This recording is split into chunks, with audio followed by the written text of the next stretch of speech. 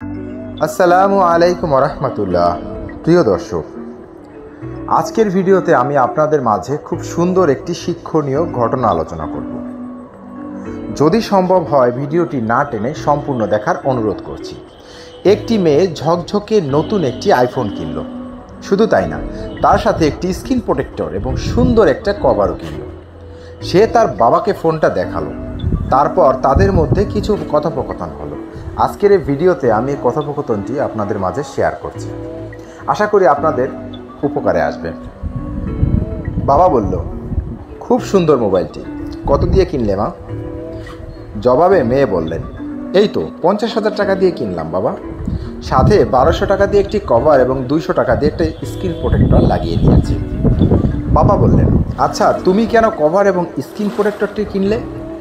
তুমি তো চাইলে আরও 1400 টাকা সেভ করতে পারতে।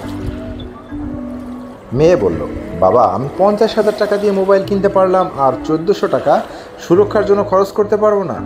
আর এই কভারের কারণে ফোনটা দেখো আরও কত সুন্দর দেখাচ্ছে। বাবা বললেন, এটা কি অ্যাপেল কোম্পানির জন্য অপমান না? তারা কি যথেষ্ট সুরক্ষার ব্যবস্থা করে ফোনটি তৈরি করেননি? মেয়ে বলল, না বাবা, তারা নিজেরাই পরামর্শ দিচ্ছে যেন আমরা স্ক্রিন প্রোটেক্টর এবং কভার ব্যবহার করি এর সুরক্ষার জন্য। আর ফোনটা কোনো ক্ষতি হোক তা আমি কখনোই চাই না। বাবা বললেন, এটার কারণে কি ফোনটার সৌন্দর্য কমে যাচ্ছে না? মেয়ে বলল, না বাবা, সৌন্দর্য আরও বাড়িয়ে দিচ্ছেন।